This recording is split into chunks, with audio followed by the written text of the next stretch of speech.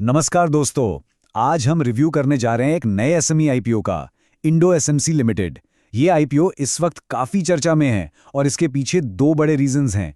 पहला, कंपनी की फाइनेंशियल्स में एक ज़बरदस्त ग्रोथ, और दूसरा, इस कंपनी में मार्केट के एक बहुत बड़े इन्वेस्टर आशीष कचोलिया की बैकिंग है। तो सबसे बड़ा सवाल ये है कि क्या इस आईपीओ में पैसा लगाना चाहिए या इससे दूर रहना बेहतर है। आज के इस एनालिसिस में हम हर चीज को डिटेल में समझेंगे। इसके पॉजिटिव्स क्या हैं, नेगेटिव्स क्या हैं, सब कुछ फैक्ट्स के साथ, ताकि एक आसान डिसीजन लिया जा सके। तो चलिए सबसे पहले शुरुआत करते हैं कंपनी के बिजनेस से। आखिर इंडो एसएमसी लिमिटेड काम क्या करती है? बिल्कुल आसान शब्दों में समझे तो इंडो एसएमसी ऐसी स्पेशल कंपाउंड्स बनाती है, जैसे कि एसएमसी और डीएमसी, जिनका इस्तेमाल इलेक्ट्रिकल इंडस्ट्री में होता है। जैसे हमारे घरों के आसपास जो बड़े ट्रांसफॉर्मर्स या स्विच गियर्स लगे होते हैं, उनके कई इंपॉर्टेंट पार्ट्स इन्हीं मटेरियल से बनते हैं। तो बेसिकली ये कंपनी इंडिया के पावर और इंफ्रास्ट्रक्चर सेक्टर से डायरेक्ट जुड़ी हुई है, और इनका प्रेजेंस 20 से ज़्यादा स्टेट्स में ऑलरेडी है। अब आते हैं उस फैक्टर पर जिसकी वजह से ये आईपीओ इतना ज़्यादा हाईलाइट हो रहा है, यानी इसके साथ जुड़ा एक बड़ा नाम।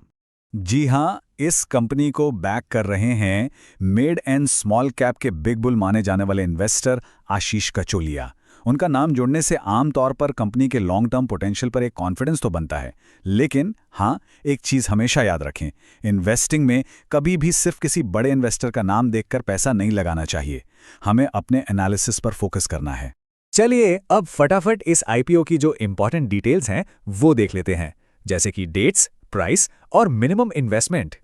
तो आईपीओ 13 जनवरी को खुलेगा और 15 जनवरी को बंद हो जाएगा। लिस्टिंग की एक्सपेक्टेड डेट है 20 जनवरी। प्राइस बैंड रखा गया है 141 रुपए से 149 रुपए पर शेयर। और क्योंकि ये एक एसएमई आईपीओ है, इसका लॉट साइज बड़ा है, पूरे 1000 शेयर्स का एक lot. Listing BSE SME platform पर होगी। तो इसका सीधा सा मतलब ये हुआ कि अपर प्राइस बैंड यानी 149 रुपए के हिसाब से एक लॉट अप्लाई करने के लिए मिनिमम इन्वेस्टमेंट होगा 1,49,000 रुपए। तो लगभग 1.5 लाख रुपए की मिनिमम इन्वेस्टमेंट अमाउंट है। अब आते हैं सबसे क्रिटिकल पार्ट पर, कंपनी के फाइनेंशियल्स। आइए देखते हैं कि नंबर्स क्या स्टोरी बता रहे हैं। तो कंपनी की ग्रोथ स्टोरी को देखते हैं। फाइनेंशियल ईयर 2023 में कंपनी का रेवेन्यू था सिर्फ 7 करोड़। उसके अगले साल FY24 में ये रेवेन्यू लगभग 4 गुना बढ़कर हो गया 28 करोड़ रुपए। और यहां से जो जंप आया वो काफी एक्सेप्शनल है। FY25 में रेवेन्यू सीधा पहुंच गया 138 करोड़ रुपए। तो ये जो नंबर्स हैं ये एक फिनोमिनल ग्रोथ ट्रैजेक्टरी दिखाते हैं। ऐसी एक्सपोनेंशियल ग्रोथ मार्केट को हमेशा अट्रैक्ट करती है। और सबसे अच्छी बात यह है कि ये सिर्फ टॉप लाइन ग्रोथ नहीं है, कंपनी प्रॉफिटेबल भी है। रेवेन्यू के साथ साथ प्रॉफिट आफ्टर टैक्स यानी PAT भी कंसिस्टेंटली ग्रो हुआ है। FY25 में कंपनी ने 15 करोड़ रुपए से ज्यादा का प्रॉफिट बुक किया, जो एक बहुत ही स्ट्रांग इंडिकेटर माना जाता है। तो सवाल उठता है कि कंपनी इस आईपीओ से जो पैसा उठा रही है वो जाएगा कहां? आइए देखते हैं। तो कंपनी इन पैसों का इस्तेमाल करेगी नए प्लांट और मशीनरी खरीदने में, अपनी वर्किंग कैपिटल रिक्वायरमेंट्स पूरी करने में और बाकी जनरल कॉर्पोरेट पर्पसेस के लिए। यहां पर सबसे इंपॉर्टेंट पॉइंट ये है कि ये आईपीओ 100% फ्रेश इशू है। इसका मतलब सारा का सारा पैसा कंपनी की ग्रोथ के लिए उसके अंदर जाएगा। कोई भी पुराना प्रमोटर अपना हिस्सा नहीं बेच रहा। ये हमेशा एक बड़ा पॉजिटिव माना जाता है। अब तक हमने काफी पॉजिटिव्स देखे, लेकिन एक कंप्लीट पिक्चर के लिए हमें इसके स्ट्रेंथ्स और रिस्क्स दोनों को आमने सामने रख के तोलना होगा। इससे पहले एक छोटा सा नोट GMP पर, यानी ग्रे मार्केट प्रीमियम। देखिए, ये एक अनऑफिशियल इंडिकेटर है जो लिस्टिंग से पहले मार्केट का मूड बताता है।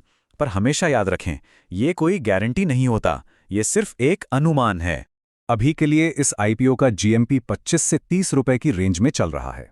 अगर हम 149 रुपए के अपर प्राइस बैंड पर 30 रुपए का GMP माने, तो इसका मतलब है कि मार्केट लगभग 20% के लिस्टिंग गेन की उम्मीद कर रहा है। ये दिखाता है कि मार्केट का सेंटिमेंट फिलहाल काफी पॉजिटिव है। तो चलिए सब कुछ समराइज करते हैं। स्ट्रेंथ्स की बात करें तो स्ट्रॉन्ग रेवेन्यू और प्रॉफिट ग्रोथ है, आशीष कचोलिया जैसे बड़े इन्वेस्टर की बैकिंग है, कंपनी इंडिया के पावर और इंफ्रा थीम से जुड़ी है और 100% फ्रेश इशू है। वहीं दूसरी तरफ रिस्क्स क्या हैं? ये एसएमई प्लेटफॉर्म पर लिस्ट होगा जहां लिक्विडिटी कम होती है, मतलब शेयर बेचना या खरीदना थोड़ा मुश्किल हो सकता है। इसके अलावा हाई वर्किंग कैपिटल नीड्स, बड़ा मिनिमम इन्वेस्टमेंट और अगर डिमांड ज्यादा हुई तो अलॉटमेंट मिलना भी मुश्किल हो सकता है। तो इन सभी पॉइंट्स को ध्यान में रखते हुए अब आते हैं फाइनल वर्डिक्ट पर। इसमें अप्लाई करना चाहिए या अवॉइड?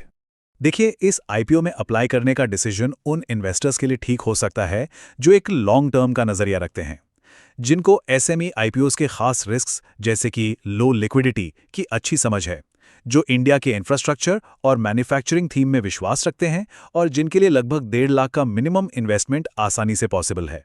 तो इन सभी फैक्टर्स को देखते हुए मेरी पर्सनल ओपिनियन ये है कि ये आईपीओ उन इन्वेस्टर्स के लिए आकर्षक हो सकता है जिनकी रिस्क लेने की क्षमता मॉडरेट है और जो एक हाई ग्रोथ कंपनी में लंबे समय के लिए इन्वेस्ट करना चाहते हैं। तो इस पूरे एनालिसिस के बाद आपका क्या व्यू बन रहा है? क्या इसमें अप्लाई करना चाहिए या इसे स्किप करना बेहतर है? अपना ओपिनियन नीचे कमेंट्स में हमारे साथ जरूर शेयर करें। मिलते हैं अगले एनालिसिस में। धन्यवाद।